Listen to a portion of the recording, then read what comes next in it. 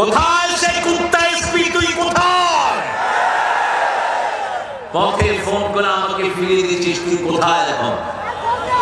আমি বলেছিলাম কি হয়েছে প্রোগ্রামের সাগর দাঁড়িয়ে, বলছে স্যার উপর থেকে নিষেধ আছে। উপর থেকে কে নিষেধ করেছে, নাম দাও। কয়েছে স্যার ওখানে একটা বড় মেলা হয়, জুয়া হয়, জুয়ার কবর হবে আজকে। ঠিক না বেটি? জুয়ার কবর দিতে হবে এখানে। কোন জুয়ার আড্ডা চলবে না এই মাঠে। এই মাঠে কোরআনের তাফসীরের মাহফিল হবে।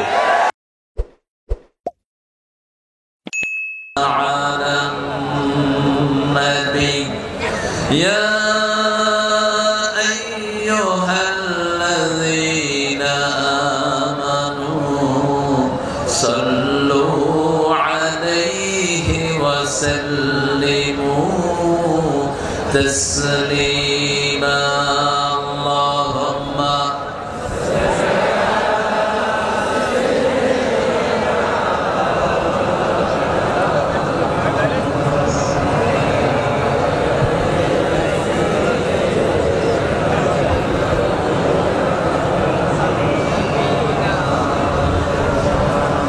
কেমন আছেন আপনারা? আলহামদুলিল্লাহ আমরা ভালোই থাকি, কোরআন বিরোধীরা খারাপ থাকে। আমরা ভালোই থাকি, কোরআনে বাধা দান কিরাতে ছেড়ে পালিয়ে যায়। আমরা ভালোই থাকি, কাফেরদের দুনিয়াও শেষ, আখিরাতও। কিন্তু মুমিনের দুনিয়াও উজ্জ্বল, আখিরাতও। একটা দুরূদ রাসূল নিজে পড়তেন, ওটা পড়তে রাজি আছেন তো আপনারা? বলেন আল্লাহুম্মা সাল্লি আলা মুহাম্মাদ ওয়া আলা আলি মুহাম্মাদ কামা সাল্লাইতা আলা ইব্রাহিম ওয়া আলা আলি ইব্রাহিম ইন্নাকা হামিদুম মাজিদ। আল্লাহুম্মা বারিক আলা মুহাম্মাদ ওয়া আলা আলি মুহাম্মাদ কামা বারাকতা আলা ইব্রাহিম ওয়া আলা আলি ইব্রাহিম ইন্নাকা হামিদুম মাজিদ। প্রশংসা কার? চিৎকার করে পড়ছি আলহামদুলিল্লাহ। আকাশের সবগুলো দুয়ার খুলতে চান তো? একটা দোয়া পড়লে আকাশের 7টা দুয়ার আল্লাহ খুলে দেন। পড়েন আল্লাহু আকবার কাবীরা আলহামদুলিল্লাহি কাসীরা সুবহানাল্লাহি বুকরাতাও ওয়া আসীলা সুবহানাল্লাহি ওয়া বিহামদিহি আদাদা খালকিহি ওয়া রিদা নাফসিহি ওয়া জিনাতা আরশিহি ওয়া মিদাদা কালিমাতিহি লাকাল হামদ বিল কুরআন লাকাল হামদ বিল ইসলাম লাকাল হামদ বিআসমাইক ওয়া লাকা সাম্মাইতা বিহি নাফসাক লাকাল হামদ ইয়া রাব কামা ইয়ানবাগি লিজালালি ওয়াজহিক ওয়া আযীমি সুলতানিক। প্রশংসা করলাম কার? দল করব কার? রাজি আছেন তো মুসলমান? হাত তুলে দেখা দাও।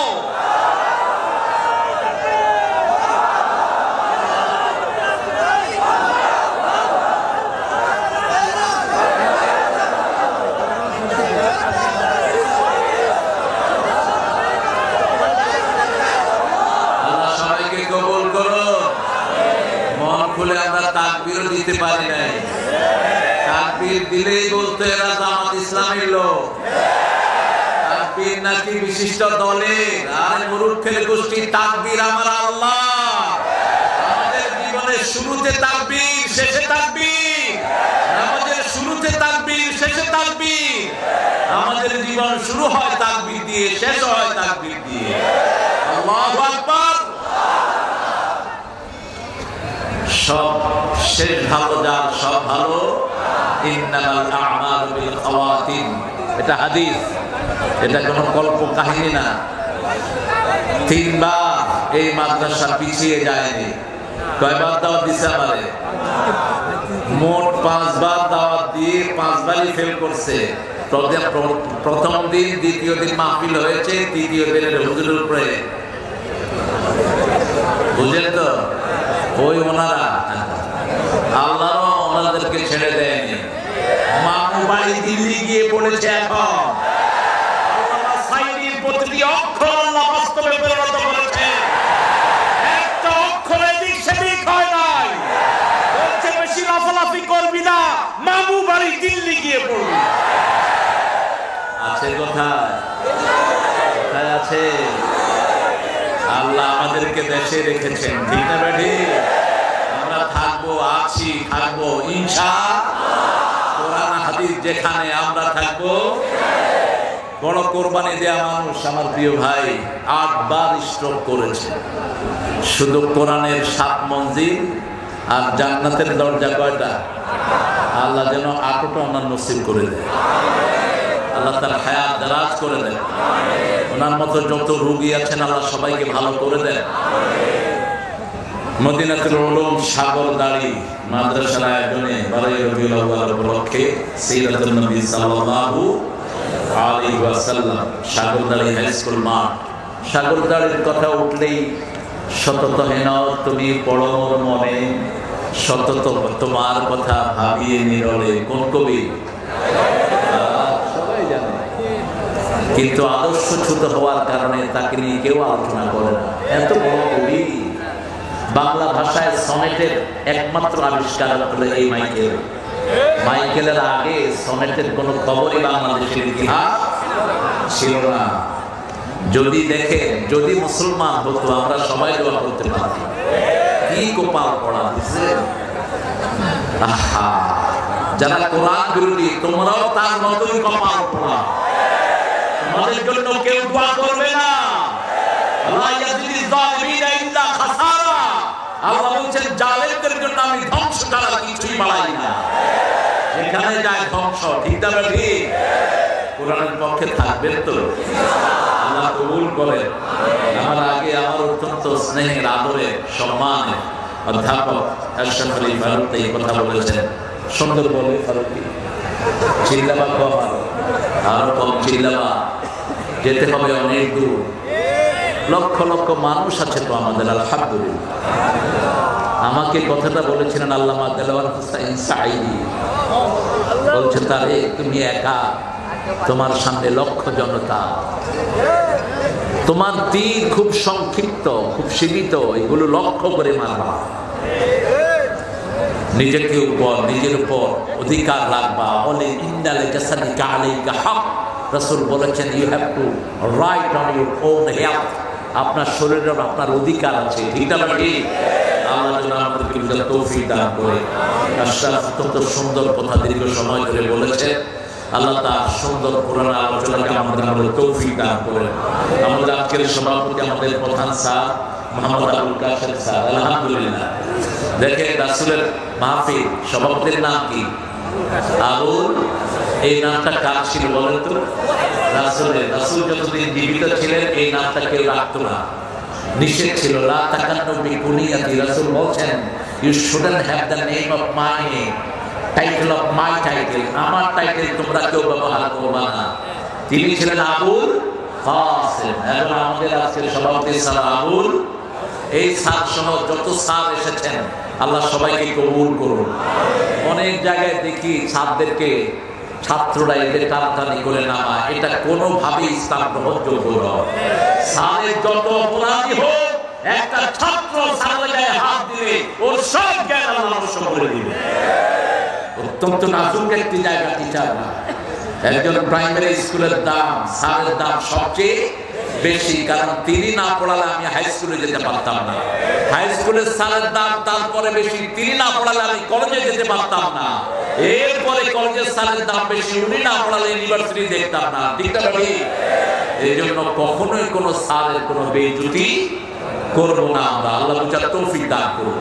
স্যার যে কোনো দল করুক, তা আমার স্যার তো, আমার স্কুলের তো তিনি স্যার, ঠিক না ঠিক?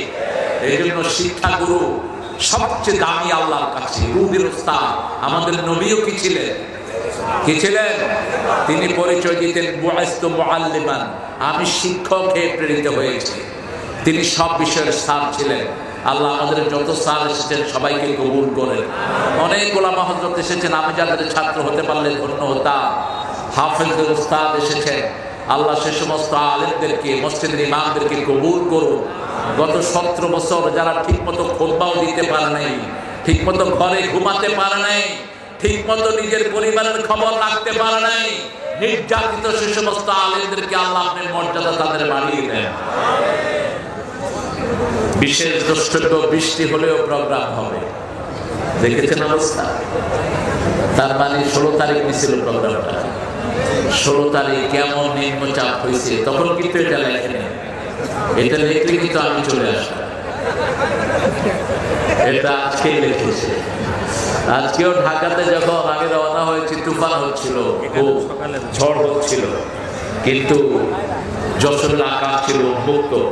আমরা আমাদের প্রিয় এই প্রতিষ্ঠানের যিনি প্রতিষ্ঠাতা হাফেজ মোশাররফ হোসাইন হাফিজাহুল্লাহ এবং তার অত্যন্ত গুণী ছেলে, এই ছেলেদের জন্য আমরা দোয়া করব। খালেদ সহ খালেদের কয়েক ভাইয়ের জন্য আমরা দোয়া করব। আমাদের এখানে হিন্দু সম্প্রদায়ের যে ভাই বোনগুলো আছেন, আল্লাহ যেন তাদেরকে কোরআনের জন্য কবুল করেন।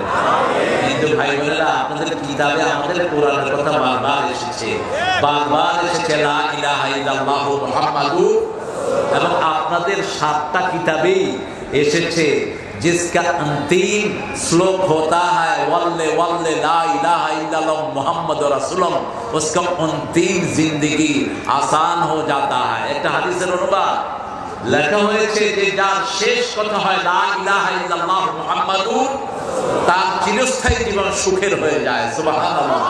এর চেয়ে দামি কথা আর কি হতে পারে? আপনাদের কিতাবগুলো আপনারা পড়বেন, পড়ে দেখবেন আপনাদের কিতাবে শিক্ষা দিচ্ছে লা ইলাহা ইল্লাল্লাহ মুহাম্মাদুর।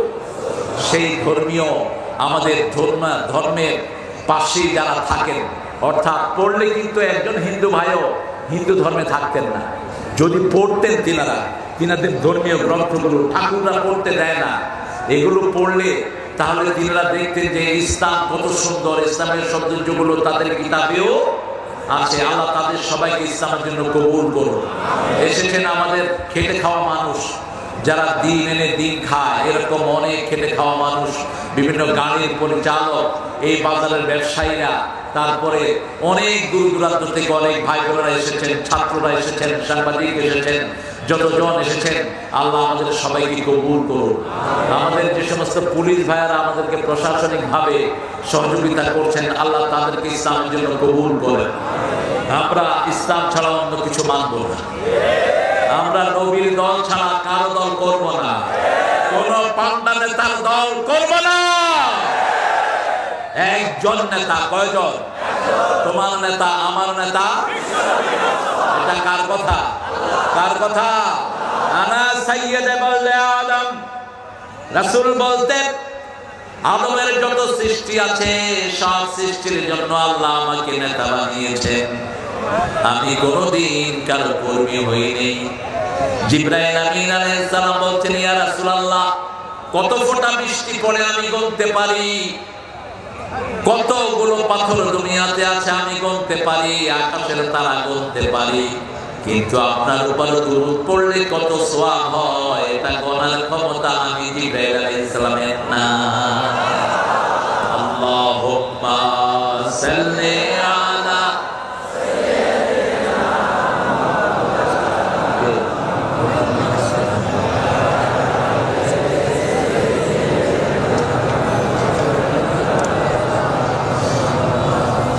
দুরূদ পড়বেন দৈনিক কতবার বলেন তো? 500 বার। কতবার পড়বেন? হুজুর বলছেন 500 বার। হাফেজদের জন্য 500 বার, ঠিক আছে। আর সাধারণ মানুষের জন্য কমসে কম 100 বার। আর একটা দুরূদ আছে, একবার পড়লে 1000 কোটি বার পড়ার সওয়াব হয়ে যায়। পড়বে? পড়বে? পড়েন আল্লাহুম্মা সাল্লি আলা মুহাম্মাদ ফিল আউয়ালিন, আল্লাহুম্মা সাল্লি আলা মুহাম্মাদ ফিল আখিরিন, আল্লাহুম্মা সাল্লি আলা মুহাম্মাদ ফিল মালাইলা আলা ইলা ইয়াউমি ইউবাসুন।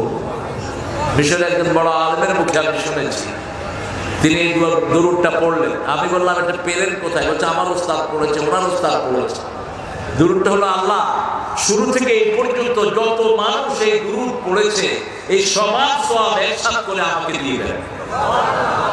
এখন থেকে নিয়ে কিয়ামত পর্যন্ত যত মানুষ পড়বে সবার সাথে আমার এই দুরূদ আপনি মিলিয়ে দেন। কিয়ামত পর্যন্ত যত মানুষ পড়বে, আরশের মধ্যে যতজন পড়বে, আকাশের উপরে যতজন পড়বে, সব একখানে করে আপনি আমাকে দিয়ে দেন। আরো আস্তে বল সুবহানাল্লাহ। জিহাদ কেবল শুরু হয়েছে, শেষ হয়নি। ওই শয়তানগুলো যখনই পোট মারবে, পোট ভেঙে দিবে। আমরা রক্তে বিশ্বাস করি না, এই জন্যই বাংলাদেশের শান্তির রাত প্রতিষ্ঠিত হয়েছে। ওই সময় তাদের সেক্রেটারি বলেছিল আমাদের দল ফল করলে 10 লক্ষ লোক মারা যাবে, বলে নাই? 1000 কি মারা গেছে? বরং আমাদের শিশুরা মারা গেছে। ঠিক না? ঠিক। আমাদের 1000 উপরে শিশু মারা গেছে। আল্লাহ এই সব ছেলেদেরকে আপনার জান্নাতুল ফেরদাউস দান করে দেন। সিরাত থেকে কথা বলবো। সিরাত শব্দটি কোরআনের শব্দ, কিন্তু মিলাদ শব্দটি কোরআনের কোথাও পাওয়া কথা বল না কেন পাওয়া যায় না। ইয়াউমা বুলিদতু ওয়া ইয়াউমা ইউবআসু হাইয়া, এই বুলিদতু থেকে মিলাদ বের করে নিয়েছে, কিন্তু মিলাদ শব্দটি কোরআনের কোথাও নাই। কিন্তু সিরাত আছে সূরা তাহার ভিতরে। একজন নবী ছিলেন খুব রাগী, এক থাপ্পড়ে ফেরাউনের সৈন্য মেরেছিলেন। কি নাম? আরো জোরে বলে। হাতে ছিল কি? লাঠি। এমনি তো মেজাজ খারাপ, তারপরে হাতে কি? চোয়াল দিছে একটা, ফেরাউনের সৈন্য শেষ। যখনই ফেরাউন শুনছে যে তার সৈন্যকে মেরে ফেলেছে চোয়াল মেরে, কয় মুসা ছাড়া আর কেউ না, মুসা ছাড়া আর কেউ না। এই যে লাঠিটা, এটা পেয়েছেন শ্বশুর বাড়ি থেকে। কোত্থেকে? শ্বশুর বাড়ি। শ্বশুরের নাম কি ছিল? বাহ, কি নাম?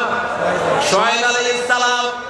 শুআয়ব আলাইহিস সালাম ছিলেন আমার সাইয়েদনা ইব্রাহিম আলাইহিস সালামের খালাতো ভাই। কিভাবে সম্পর্ক লিঙ্কআপ করা? কি হয়েছে? একটু পিছনে চলে যান, তাহলে ভাইয়া এদের ভালো হবে। একটু পিছনে যান চেয়ারগুলো নিয়ে। হ্যাঁ, শুআয়ব আলাইহিস সালাম নিজের মেয়েকে বিয়ে দিলেন মুসা আলাইহিস সালামের কাছে। কয়দিন আর ঘর জামাই হয়ে থাকা যায়? চলো যাই নিজের বাপের বাড়ি। কিন্তু শ্বশুর নিজেই বলেছিলেন আমার মেয়েকে এক শর্তে বিয়ে করবা, 8 বছর অথবা 10 বছর আমার বাড়িতে তোমাকে থাকতে। তিনি রওনা হলেন বিবিকে নিয়ে। বিবির পেটে বাচ্চা। পাহাড়ি এলাকায় যাওয়ার পরে ঠান্ডা অনুভূত হলো। তিনি বললেন বিবি আমি আগুন জোগাড় করে আনি। চলে গেলেন পাহাড়ের দিকে। পাহাড়ে দেখলেন একটা ছোট্ট নূরের বাতি জ্বলছে। সূরা তাহা থেকে বলছি। তিনি বলছেন ইন্নী আনাস্তু নারা, আমি আগুন পেয়ে যাই। গর্দা ফায়া লাল্লি আতিকুম মিনহা বিকাবাস আও আজিদু আলান নারি হুদা, সেখান থেকে আমি হয় আগুন নিয়ে আসবো, অথবা এই আগুন দিয়ে আল্লাহ আমাদেরকে হেদায়েত দান করে দিবেন।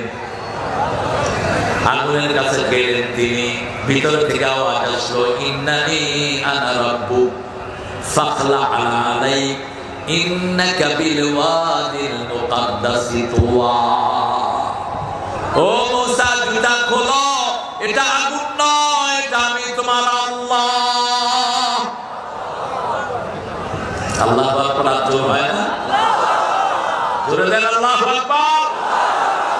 অন্য কোনো অস্ত্রের দরকার নাই, এটা বললেই ওদের অবস্থা খারাপ। এটা বললেই পিস্তলের টিপার সাহস থাকে না। এটা বললেই হারাম খোরদের সব ধরে পড়ে। জোরে চিৎকার করে বলো আল্লাহু আকবার।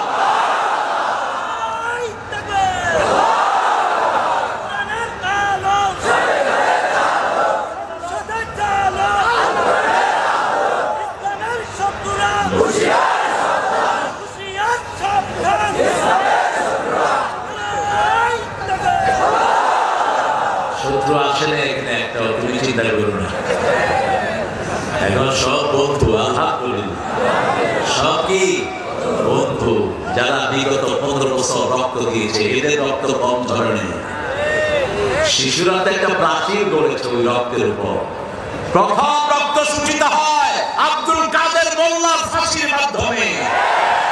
প্রথম রক্ত সূচিত হয় আল্লামা মতিউর রহমান নিজামীর ফাঁসির মাধ্যমে।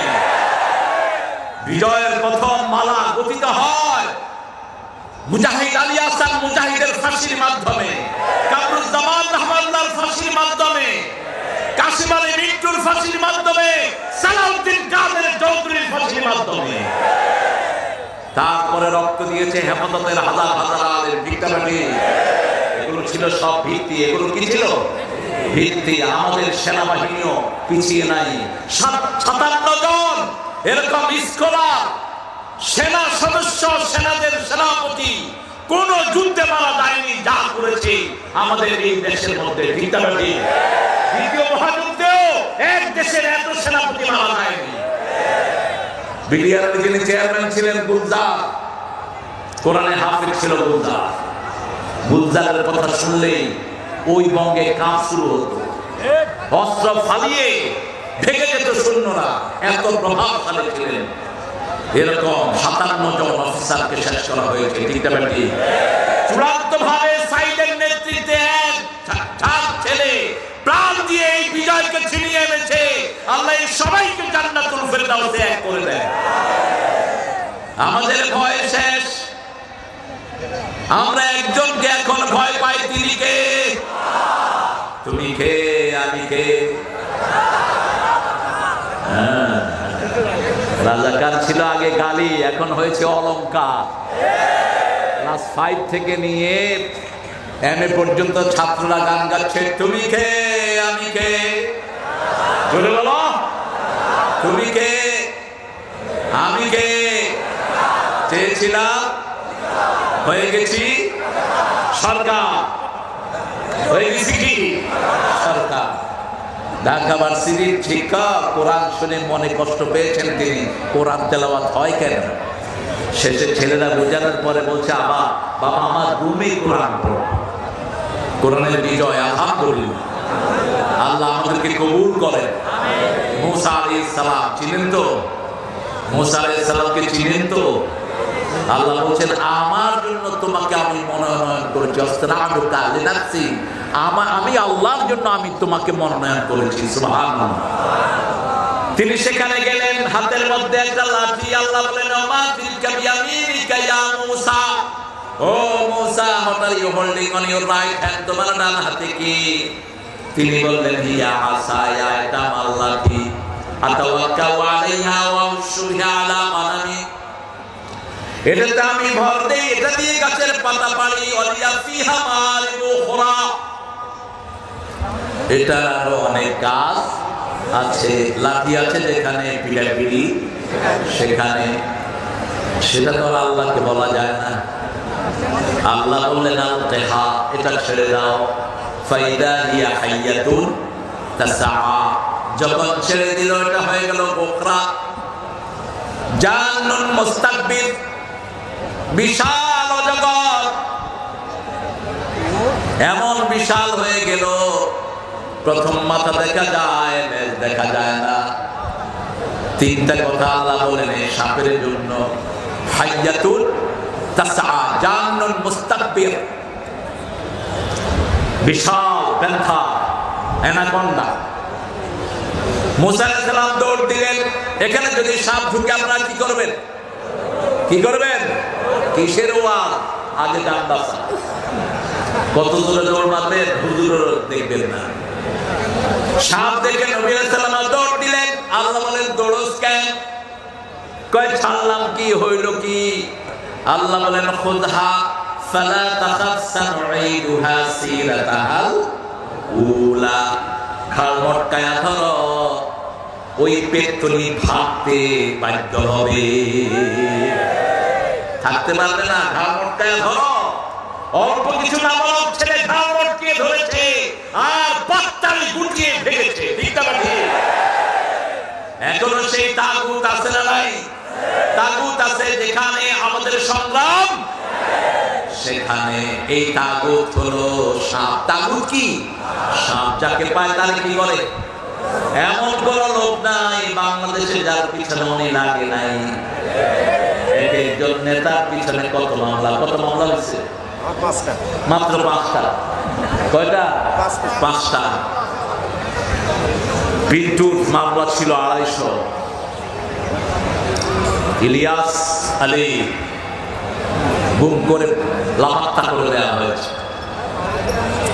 হাজার হাজার মায়ের বুক খালি হয়েছে।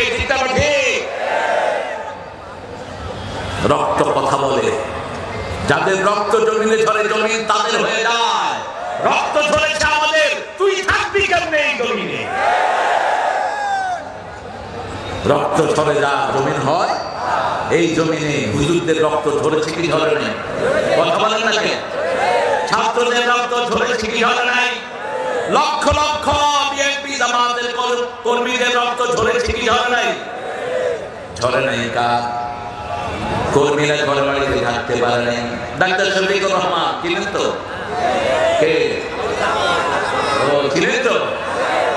তিনাকে এই তো 3 মাস আগে অ্যারেস্ট করা হলো। তার আগে প্রথম যখন অ্যারেস্ট করলো, তিনাকে বললো স্যার আপনার বাড়ির অ্যাড্রেসটা লেখেন। তো তিনি লেখেন নাই। বলছে আপনি লিখলেন না কেন? কয় দেখেন আপনার নেত্রী ক্ষমতায় আসার পরে আমাকে 500 বাড়িতে লাগাইছে। 500 বাড়িতে আমি ছিলাম, কয়টার অ্যাড্রেস লিখবো?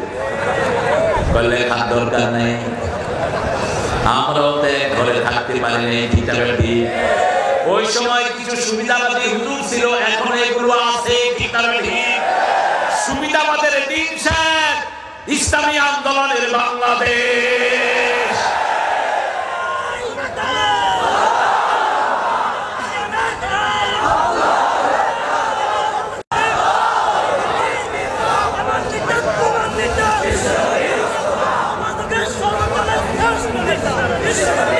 রক্ত দিয়েছে আমার ভাই, খুনে চুলের রক্ষা নাই। যশোরে ওনাদের আমলে একটা প্রোগ্রাম আমাকে করতে দেওয়া হয়। লাস্ট এসেছি এখানে আপনাদের কয়বাড়িয়া, সাতবাড়িয়া। কোনো মতে স্টেজে মনোজাতে একটু পড়াই গিয়েছে, তাও পুলিশ পাহারা। কোথায় সে কুত্তা এসপি? তুই কোথায়? পথে ফোন করে আমাকে ফিরিয়ে দিয়েছিস, তুই কোথায় এখন? আমি বলেছিলাম কি হয়েছে প্রোগ্রামের? সাগর দাঁড়িয়ে বলছে স্যার উপর থেকে নিষেধ আছে। তাহলে উপর থেকে কে নিষেধ করেছে? নাম দাও। কয়েছে স্যার ওখানে একটা বড় মেলা হয়, জুয়া হয়। জুয়ার কবর হবে আজকে। ঠিক আছে, জুয়ার কবর দিতে হবে এখানে। কোন জুয়ার আড্ডা চলবে না এই মাঠে। এই মাঠে কোরআনের তাফসীরের মাহফিল হবে।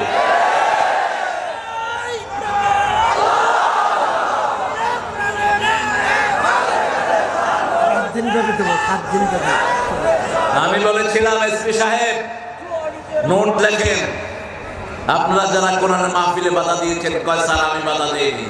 আপনি হোতা, আপনি পুলিশ কন্ট্রোল করছেন। আমার পুলিশের কোনো দোষ নাই, এদেরকে আপনারাই ঘুরিয়েছেন। ঠিক আছে, ঠিক। এখন আপনাদের সেই কি আঙ্কেল জানি একজন, কি আঙ্কেল? মুসা আলাইহিস সালামের বড় ভাইয়ের নাম কি? কত বড় অসভ্য আপনি চিন্তা করেন। একজন নবীর নাম নিয়ে কত বড় অসভ্যতা সে করেছে। একজন আলেমকে উলঙ্গ করে পিটিয়েছে এই বেয়াদব। সেই আলেমকে হুজুর দাওয়াত দিয়েছে। আমার অত্যন্ত আদরের, কি নাম জানিও সবাইকে, রফিকুল ইসলাম মাদানী। চেহারাটা শিশুর মতো, কিন্তু গর্জন হলো সিংহের মতো।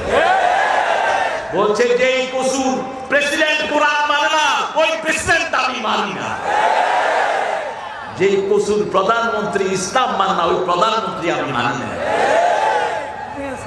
বহু পুলিশ লাঠি মেরে থাকে, চৌকির তলে ঢুকিয়ে ফেলেছে। তোদের পা গুলো অবশ হয়ে যাবে এখন। ওই হারিমটাকে ধরে আনা হোক। ঠিক আছে, প্রত্যেকটি বাড়ির জন্য তোকে দুনিয়াতেও বেজ্জতি হতে হবে, আখিরাতেও হতে হবে।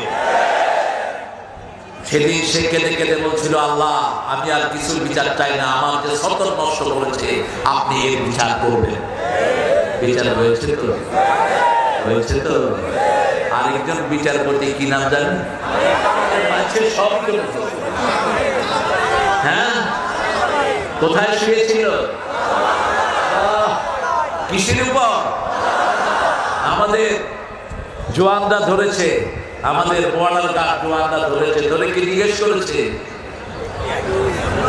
তুই কে রে? আমি বিচারপতি শামসুদ্দিন মানিক। তুই মানিক কে? কালা মানিক। আমরা কারো অপমান জানি না, কিন্তু যারা কোরআনের অপমান করে তাদেরকে অপমানিত করবেন কে? আল্লাহ। মুসা আলাইহিস সালাম লাঠিটা যখন ধরলেন, সিরাতাল উলা, লাঠি আগের চরিত্রে ফিরে আসলেন। এই যে লাঠির মাথা থেকে লেজ পর্যন্ত যে শব্দটা আল্লাহ ব্যবহার করছেন, শব্দটার নাম কি? সিরাত। শব্দটার নাম কি? রাসূলের মাথা থেকে পা পর্যন্ত সব কিছু যা যে জিনিসের মধ্যে এসেছে সেটার নাম হলো সিরাত। যত মানুষ রাসূলের জীবনী বর্ণনা করেছেন সব দেখছেন সিরাতে সারওয়ারে আলম মাওলানা মওদুদী রাহমাতুল্লাহ আলাইহি লেখা। সেখান থেকে অধিকাংশ রেফারেন্স গুলো নিয়েছেন। আর তাহকিকুল মাকতুম আব্দুল্লাহ মুবারকপুরি, দেখবেন অধিকাংশ রেফারেন্স গুলো সিরাতে সারওয়ারে আলম। সেখান থেকে ওনারা আবার রেফারেন্স নিয়েছেন সিরাতে ইবনে হিশাম থেকে, সিরাতে ইবনে ইসহাক থেকে। রাসূলের জীবনে যারা লিখেছেন এটার নাম হলো সিরাত। এটার নাম কি? সিরাত। সেই নবীর জীবনী পুরাটাই আমরা মানব। শিশুকাল আদর্শ, যৌবন আদর্শ, এমন কোন কাজ জীবনে করেন নাই যে জন্য তিনাকে লজ্জিত হতে হবে। এই জন্য সব নবীরা কাঁদবেন নাফসি নাফসি করে, তিনি কাঁদবেন উম্মতি উম্মতি বলে। কি বলবে? কি বলবেন? উম্মতি উম্মতি। আল্লাহ ওয়াদা দিয়েছেন, হে নবী আপনাকে আমি ওয়াদা দিচ্ছি, আপনাকে দেখানো ছাড়া আপনার কোন উম্মতকে আমি জাহান্নামে দেব না। আল্লাহ রাসূলের উম্মত হিসেবে আমাদেরকে কবুল করেন। রাসূলের দল করতে রাজি আছেন তো? কি নাম দলের নাম কি? বলে বলেন। ইসলাম করবেন না, দুনিয়াও শেষ, আখিরাতও। সূরা আল ইমরানের 85-তে আল্লাহ বলছেন, ওয়া মাইয়াবতাগি গায়রাল ইসলামি দীনান ফালাই ইউকবালা মিন ওয়া হুয়া ফিল আখিরাতি মিনাল খাসিরিন। যে ব্যক্তি বা জনগোষ্ঠী ইসলাম ছাড়া অন্য কিছু চায় তার দুনিয়াও শেষ, আখিরাতও তার কোনো আমল কবুল হবে না। কার কথা? কার কথা? আগে ইসলামে ঢুকবেন, তারপরে সব কবুল করবেন কে? যেমন যার জীবনে নামাজ নাই তার সাথে আল্লাহর কোনো সম্পর্ক, কিচ্ছু কবুল হবে না। জুমার নামাজ পড়ে শুধু সপ্তাহের পুরো নামাজ ছেড়ে দেয়, এরকম লোক নাই হয়ে যায়। আমরা এটা করব না, জুমাই আপনার কবুল হবে না। এক ওয়াক্ত নামাজ ছেড়ে দিয়েছেন, কাফেরের খাতায় নাম উঠে গেছে। 4 ইমামের 3 ইমাম বলেছেন, যারা এক ওয়াক্ত নামাজ ইচ্ছা করে ছেড়ে দেয় কালেমা পড়ার পরে তাকে হত্যা করে ফেলে। আর ইমাম আবু হানিফা ইমামে আযম বলছেন, না, আসজুনুহু, prison him in the prison until the regular in the prayer, নামাজ রেগুলার হওয়া পর্যন্ত তাকে জেলখানায় আটকিয়ে রাখো। এটা বলেছেন ইমামে আযম আবু হানিফা রাহমাতুল্লাহি আলাইহি। আর আমাদের কিছু কিছু ভাই, অবশ্য ওদের দোষ নাই, ওনাদের নেত্রী বলতেন, বুখারী শরীফের মধ্যে আছে লাকুম দীনুকুম ওয়ালিয়া দীন। কোথায় আছে? কোথায়? আরে তুমি না জানো, ওই মূর্খটা জানতো না। কয় হুজুররা এত ঠেলাঠেলি করে নামাজ নিয়ে, আল্লাহ বলছে লা ইকরাহা ফিদ্দীন, দ্বীনের ব্যাপারে কোনো ঠেলাঠেলি নেই। কাফেরদেরকে বলা হয়েছে। আপনি কোনো হিন্দু ভাইকে বলতে পারবেন না, ভাই তুমি নামাজ পড়তে হবে না। আপনি কোনো খ্রিস্টানকে জোর করতে পারবেন না, ঠিক না ভাই? কিন্তু যে কালেমা পড়েছে ও যদি নামাজ না পড়ে ওকে হত্যা করার অনুমতি দেওয়া হয়েছে। কালেমা পড়া মানেই হলো আপনাকে পুরা কোরআন মানতে হবে, ঠিক না ভাই? যেমন বিয়ের আসরে ছেলেরা কি বলে? জোরে বলেন। কবুল মানে কি? কবুল মানে এই মেয়ের খাওয়া দাওয়া কবুল, এই মেয়ের সোয়াল, তার জীবনে যা লাগবে সব কবুল। এই মেয়ে যতবার অসুস্থ হবে তার চিকিৎসা কবুল, যা কিছু দরকার সব কি কবুল। এখন বিয়ের 1 সপ্তাহ পরে আপনার কাছে বলবো আমার জন্য একটা ক্রিম নিয়ে আসো, আপনি বলবেন আমি কবুল কইছি, ক্রিম আনুন না, বিয়ে কি থাকবে? লা ইলাহা ইল্লাল্লাহ মানে হলো 30 পারা কোরআন কবুল করেছি, ঠিক তবে ঠিক। লা ইলাহা ইল্লাল্লাহ মুহাম্মাদুর। এখন আপনার দায়িত্ব নিয়েছে কি? আরো জোরে। এটা যারা পড়বে তারা জান্নাতি হয়ে যাবে। মান ক্বালা লা ইলাহা ইল্লাল্লাহ দাখালাল জান্নাহ। এটা যারা পড়বে তারা জান্নাতি হয়ে যাবে। আরো আসতে কোন সুবহানাল্লাহ। একজন লোককে আল্লাহ রাব্বুল আলামিন নিয়ে আসলেন, এনে বললেন তোমার কি আমল আছে? রাসূল বলছেন সাল্লাল্লাহু আলাইহি ওয়াসাল্লাম সহিহ বর্ণনায়, কি আমল তুমি করেছো? বলছে আল্লাহ 99টা গুনার খাতা, আর কোন আমল দিয়ে আমি পার পাওয়ার কোন উপায় নাই। আল্লাহ বলবেন হ্যাঁ, তুমি মনে করো তোমার একটা ছোট্ট আমল আছে, যেই আমলটা এই 99 খাতার চেয়ে বেশি হয়ে যাবে। কত বড় খাতা, চোখের দৃষ্টি যত দূর যায় এত দূর তার আমলের খাতা 99টা। কয়টা? সবগুলোতে গুনাহ আর গুনাহ। এখন আল্লাহ বলছেন মনে করো, লোকটা মনে করতে পারলো না। আল্লাহ বললেন এই ছোট্ট একটা জায়গাতে তোমার একটা আমল আছে, সেই আমলটা এক পাল্লায় দেয়া হলো, 99টা খাতা এক পাল্লায় দেয়া হলো। ওই ছোট্ট আমলটা এত জোরে নিচে নেমে গেল, 99টা খাতা উপরে উঠে গেল। ওই আমলটাই ছিল লা ইলাহা ইল্লাল্লাহ মুহাম্মাদুর। শিরক করা যাবে? শিরক করা যাবে? সবচেয়ে বড় শিরক আল্লাহর তুলনা করা, সবচেয়ে বড় শিরক বাজারে চিন্তা করা, সবচেয়ে বড় শিরক আল্লাহর জায়গায় অন্য বান্দাকে বসানো। আইনের মালিককে জোরে বলেন। আপনার শরীর কার আইনে চলে? কার আইনে দেখেন? আল্লাহ বলছেন সূরা আল ইমরান 83, أفغير دين الله يبغون وله أسلم ما في السماوات والأرض طوعا وكرها وإليه يرجعون। কিভাবে তোমরা ইসলাম ছাড়া অন্য কিছু গ্রহণ করতে চাও? ইচ্ছায় অনিচ্ছায় আকাশে জমিনে যা কিছু আছে সবাই হুকুম মানে কার? আরো জোরে বলেন। এই চোখ হুকুম মানে কার? হাত মানে কার? তা আপনি কেন আল্লাহর অবাধ্য হন? একটু ছোট্ট স্বাধীনতা দিয়েছেন, মাহফিলও আসতে পারেন, সিনেমাতেও যেতে পারেন। বহু ভাই টেলিভিশনের সামনে বসে আছে, ঠিক না ঠিক? বহু ছেলে মোবাইল টিপতেছে, কিন্তু আপনার লাখো লাখো মানুষ আল্লাহর কোরআনের বাগানে এসে হাজির হয়েছেন। যারা আসছে কোরআনে তারা যাবে জান্নাতে। আল্লাহ কবুল করুন। জান্নাতে যেতে চান তো? আরো জোরে বলেন। জান্নাতে যাওয়ার প্রথম শর্ত কি বলেন? না, প্রথম শর্ত লা ইলাহা। শিরক করা যাবে? শিরক নাই যেখানে জান্নাত আছে, শিরক আছে যেখানে জান্নাত নাই সেখানে। এরপরে কালেমার পরে দ্বিতীয়টা হলো নামাজ। দ্বিতীয়টা কি? কয় ওয়াক্ত? আরো জোরে বলেন। কোথায় পড়বেন? ঠিক আছে তো? মসজিদে ঠেলাঠেলি করেন না, মারামারি করেন না, মসজিদ থেকে মুসল্লি কমায়েন না, মুসল্লি ভরান মসজিদে। এই মসজিদে যাব না, এই মসজিদে যাব না, এই হুজুর হাত ওইখানে বাঁধছে, এই হুজুর হাত জোরে আমিন কইছে, আস্তে আমিন কইছে, সব ভুলে যান।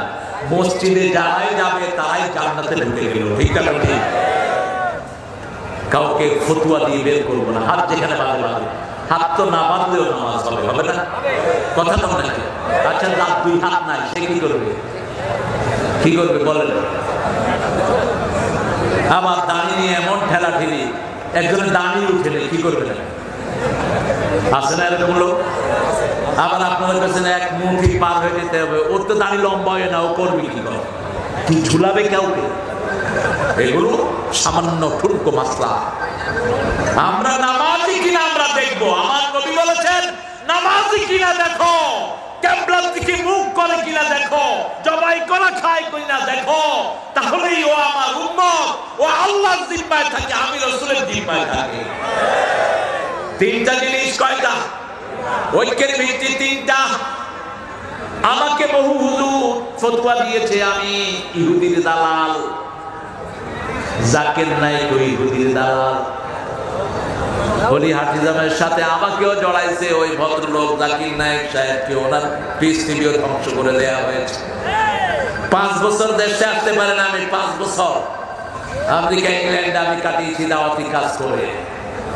আর আমাদের দেশে বহু হুজুর আছেন সোনার চাবি তখনও মুখে ছিল, এখনো আছে। কথা বলেন না কেন? আমরা তাদেরকে দূরে ঠেলে দেই না। যদি তওবা করে আসে আসো, ঠিক না ঠিক? সুবিধা বঞ্চিত যে সমস্ত ওই দলের লোকেরা ছিল তারাও আসো, আমরা তোমাদের দুশমন নই, তোমাদের বন্ধু। আমরা তাদের দুশমন যারা আমাদের কোরআনের ঘর ভেঙেছে, যারা আমার নবীর সুন্নাতকে ধ্বংস করেছে, ঠিক না ঠিক? একটা ব্লগার রাসূলকে গালি দিয়েছে, কি নাম? হ্যাঁ, না, এর আগে ওকে মেরে ফেলা হয়েছে। কি নাম? বলছে রাসূল নাকি লুচ্চা ছিলেন। আপনাদের ওই মন্ত্রী, প্রধানমন্ত্রী ওকে কি বলেছে জানেন? উনি হলেন দ্বিতীয় মুক্তিযুদ্ধের নাকি প্রথম শহীদ। সেই দিনই আমার বুকটা ভেঙে চৌচির হয়ে গেছে। তিনি উপহার দিয়েছেন, রাস্তা থেকে টাকা দিয়েছেন ওই ব্লগারের ফ্যামিলিতে।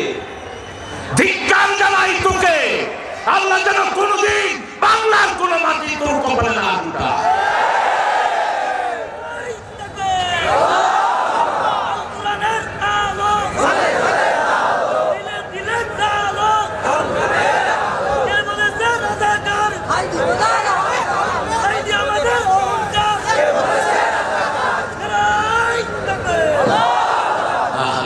গলা ভেঙে গেছে, এরা ধরেই না। এটা তো ওই সময়কার তাকবীর, এখনকার তাকবীর দেন তো একটা জোর শুনে।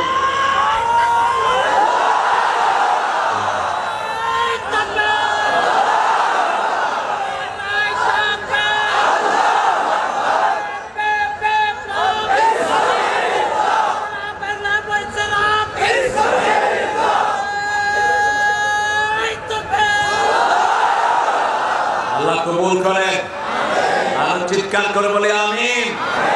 প্রফেসর মুক্তার ভাইয়ের অপারেশন হয়েছে, আপনারা দোয়া করুন আল্লাহ যেন তাকে সমাধান করেন। সারা জীবন দিনের রক্ত ভয় ছিলেন তিনি, ঠিক না ঠিক? আল্লাহ তার হায়াতকে দারাজ করলেন, আল্লাহ তার পরিবারকে সান্ত্বনা দান করেন, তাকে তাড়াতাড়ি সুস্থ করে আমাদের মাঝে ফিরিয়ে আনেন। আরো আসতে বলেন আমিন, চিৎকার করে বলেন আমিন।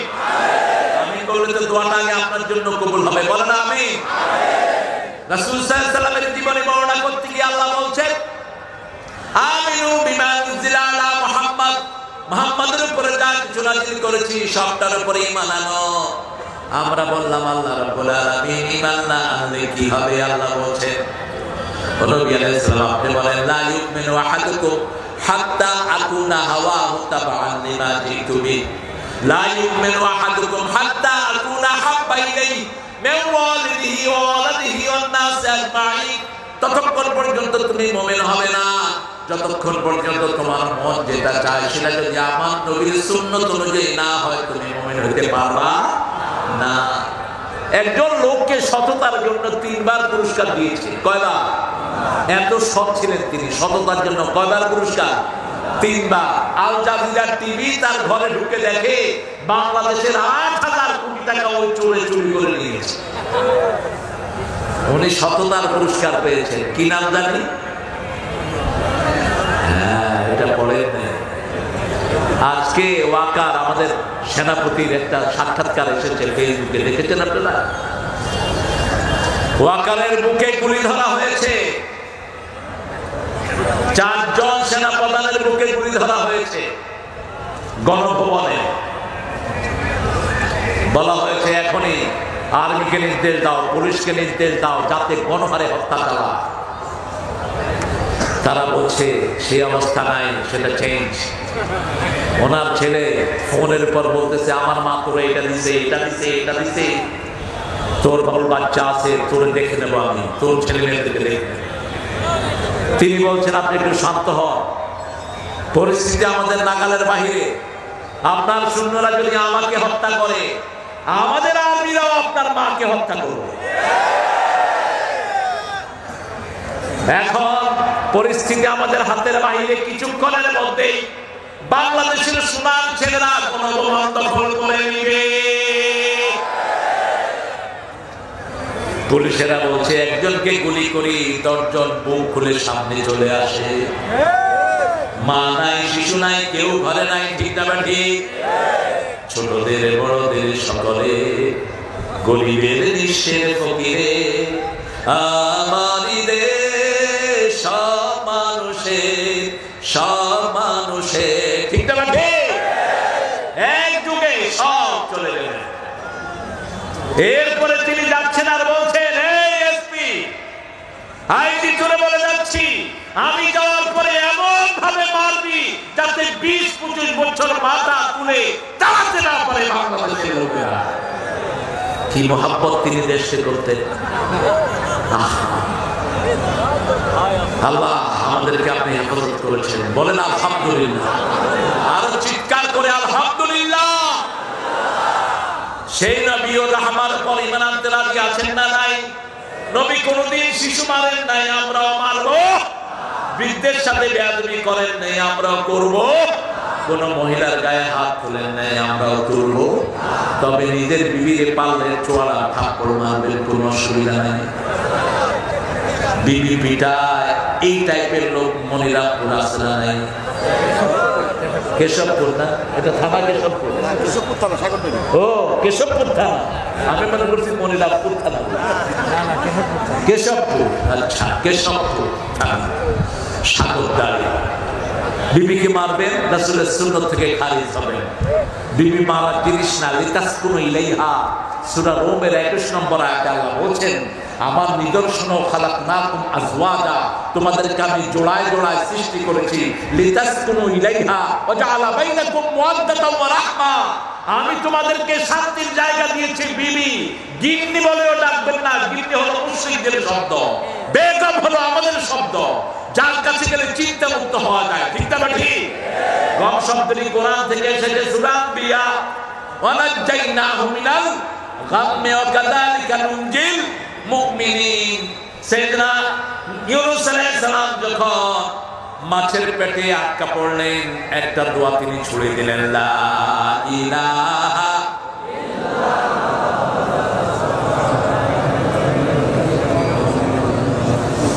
আমাদের উনি বিপদে পড়ে দোয়াটাও পড়তে পারলেন। দোয়া পড়তে গিয়ে দেখে যে প্রধান উপদেষ্টার নাম চলে আসছে। কি কষ্টে পড়ছে বেচারি।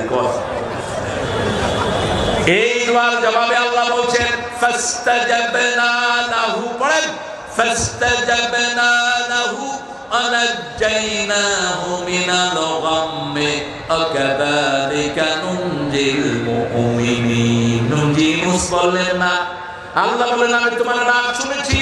রাসূল সাল্লাল্লাহু আলাইহি ওয়াসাল্লাম বলেন সবচেয়ে তাড়াতাড়ি যে দোয়াটার জবাব দেওয়া হয়েছে তার নাম হলো লা ইলাহা ইল্লা আনতা সুবহানাকা ইন্নী কুনতু মিনাজ। এর চেয়ে দ্রুত কোন দোয়ার জবাব আল্লাহ দেন না।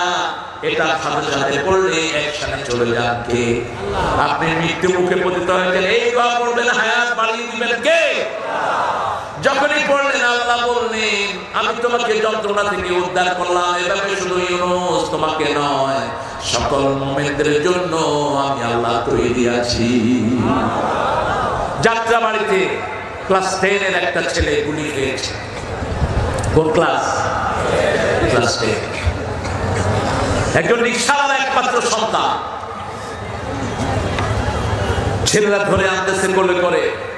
একজন রিকশাওয়ালা যাচ্ছেন পাশ দিয়ে, বলছে বাবা আপনি একটু এই ছেলেটাকে নেন, আমরা হসপিটালে নেব তাকে। কোন হসপিটালও তো আমাদেরকে নেওয়া হতো না, ঠিক না ঠিক? ওই যে স্বাস্থ্যমন্ত্রী একটাকে বানাইছে, মেডিকেলের রোগীদের লিস্ট পর্যন্ত ছিঁড়ে ফেলার জন্য ওই বেয়াদব নির্দেশ দিয়েছে। বলেছে কোন হসপিটাল যেন এদেরকে রিসিভ না করে। কোন সরকারি হসপিটাল রিসিভ করে নেই আমাদের। রিকশা যখন ছেলেটাকে ওঠানো হলো, রিকশা চালক তাকিয়ে দেখে তার একমাত্র ছেলে গুলি খাওয়া রিকশা।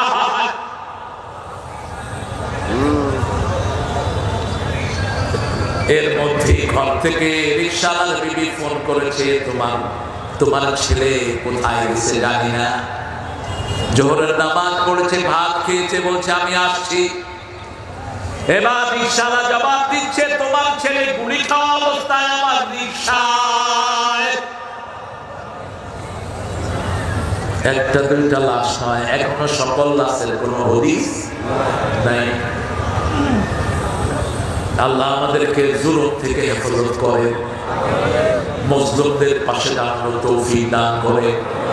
একটা দল সব আহতদেরকে, নিহতদেরকে নিজের বলে গ্রহণ করেছেন কিনা, জোরে বলেন কিনা। প্রত্যেক শহীদকে মিনিমাম কয় লাখ? কয় লাখ? আবু সাইদকে কয় লাখ? কয় লাখ?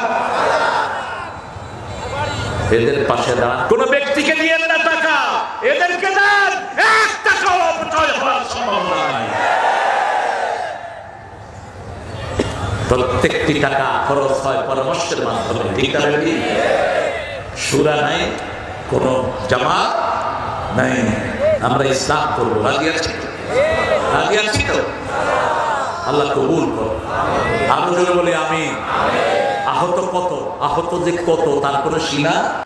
গত কয়েকদিন আগে একটা ছেলে মারা গেছে, ব্রেনে গুলি খেয়েছিল। আমার রাসূল সাল্লাল্লাহু আলাইহি ওয়াসাল্লাম বলছেন, তোমাদের মধ্যে কেউ বলেন না যতক্ষণ তার বাপের চেয়ে, তার মায়ের চেয়ে, সারা দুনিয়ার সবার চেয়ে রাসূলকে বেশি ভালো না বাসবা, মুমিন হতে পারবা না। উহুদের ময়দানে যাচ্ছেন একজন মা যাচ্ছেন, লোকেরা বলছে তুমি কোথায় যাও? বলছে উহুদের ময়দান। কয় তোমার স্বামী মারা গেছে, লাভ নাই। মহিলা জিজ্ঞেস করছে আমার নবীর শরীর কেমন? কিছু দূর পরে যাওয়ার পরে বলছে তোমার বড় ছেলে নাই। বলছে ছেলে কেমন আছে? আমি জানতে চাই না আমার নবী আলাইহিস সালাম কেমন আছে। কিছু দূর যাওয়ার পরে বলছে তোমার মেয়ে ছেলে নাই। মহিলা বলছে আমার নবী আলাইহিস সালাম কেমন আছেন সেটা বলো। কিছু দূর যাওয়ার পরে বলছে তোমার ছোট ছেলেটাও দুনিয়ায় নাই।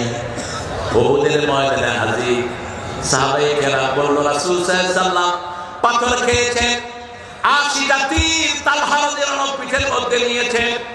আল্লাহর রাসূল পাহাড়ের গর্তে পড়ে গেছেন, চার চেহারায় রক্ত। তবে রাসূল সাল্লাল্লাহু আলাইহি ওয়াসাল্লাম এখন ভালো আছে।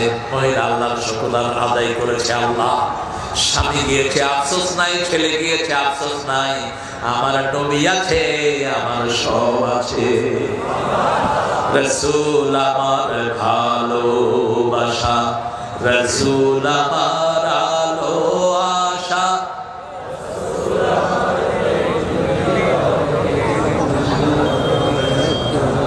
জানেন না এত আসতে কে? আপনাদের কষ্ট হচ্ছে তো জোরে বলেন রাসূল আমার ভালোবাসা, রাসূল আমার আলো আশা, রাসূল আমার প্রেম বিরহের মূল আলোচনা, রাসূল আমার কাজে কর্মে যখন দারুণ দুঃখ নামে আমার জীবনে জুড়ে, বিপদ আপদে মুসিবতে মরি পুড়ে পুড়ে, তখন তোমার শৈশবে কৈশোর যোগায় সান্ত্বনা, রাসূল আমার কাজে কর্মে সাল্লাল্লাহু। রাসূলকে মানতে রাজি আছেন তো? শিশুদেরকে হাফ প্যান্ট পরাবেন না, কোন শিশুকে না। 7 বছর বয়স হাফ প্যান্ট শেষ, রাজি আছে তো?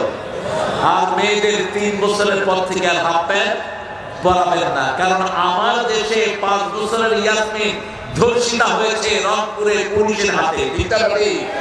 কোথায় নিরাপত্তা পাবেন? কয় বছর? কয় বছর? আর একজন হিন্দু ভদ্রলোক 5 বছরের মেয়েকে বিয়েও করেছে। রবি ঠাকুর বিয়ে করেছেন 11 বছরের মেয়েকে।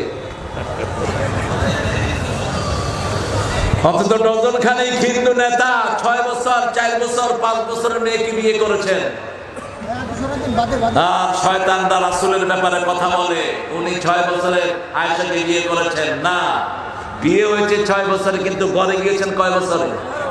9 বছরে। কয় বছর? 9 বছর। মেয়েদের বালেগ হয় মেয়েরা কয় বছরে?